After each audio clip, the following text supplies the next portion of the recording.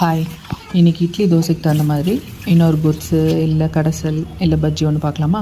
இது தக்காளி கத்திரிக்காய் பஜ்ஜின்னு சொல்லுவோம் நாங்கள் எங்கள் வீட்டில். இது எவ்வளோ பண்ணாலும் பத்தாது. சின்ன வயசுலேருந்து எங்கள் அம்மா ஒரு குக்கர் நிறைய பண்ணி வச்சாலும் ஃபஸ்ட்டு வார்த்தை நாங்களாம் கேட்குறது, என்னம்மா இவ்வளோ கம்மியாக பண்ணியிருக்கீங்க அப்படின்னு சொல்லி. இப்போ என்னடானா என் பையனும் அதே தான் கேட்குறான்னா, எவ்வளோ பண்ணாலும் அந்தளவுக்கு டேஸ்ட்டாக இருக்கும். இன்றைக்கும் நான் ஊருக்கு போகிறேன்னா என் பையன் வேலையாக எங்கள் அம்மாட்ட ஃபோன் பண்ணி, பாட்டி நாங்கள் வந்துகிட்டே இருக்கோம், கத்திரிக்காய் தக்காளி பஜ்ஜி பண்ணி இட்லி ஊற்றி வைங்கன்னு தான் சொல்லுவான். இது நான் 5 பேத்துக்கான அளவு சொல்கிறேன். கத்திரிக்காய் 1/2 கிலோ எடுத்துட்டிங்கன்னா தக்காளி 3/4 கிலோ எடுத்துக்கோங்க. ஒரே ஒரு பொட்டேட்டோ. இதுக்கு ஒரே ஒரு சின்ன பொடி ஒன்று அரைக்கணும். வர கொத்தமல்லி, ஜீரா, கொஞ்சம் பெப்பரை லைட்டாக வறுத்துட்டு நுணுக்கி வச்சுக்கோங்க. கடுகு வெடித்ததும் வெங்காயம், வரமிளகா, கருவேப்பிலை போட்டு தாளிச்சிட்டு தக்காளி, கத்திரிக்காய், உருளைக்கிழங்கையும் போட்டுருங்க.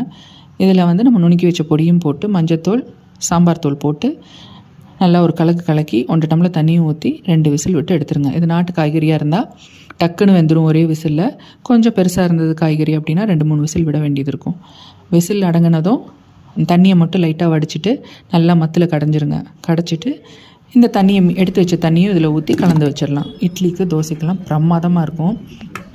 தோசை ஊற்றும்போது தோசையை ஊற்றிட்டு மேலால் இந்த பஜ்ஜி அப்படியே ஸ்ப்ரெட் பண்ணி சீஸை துருவி போட்டு கொடுத்து பாருங்கள், செம்ம அல்டிமேட்டாக இருக்கும். இட்லிக்கு இதை ஊற்றி சாப்பிடும்போது தாராளமாக நல்லெண்ணெய் ஊற்றி சாப்பிட்ணும். அப்போ தான் செம்மையாக இருக்கும்.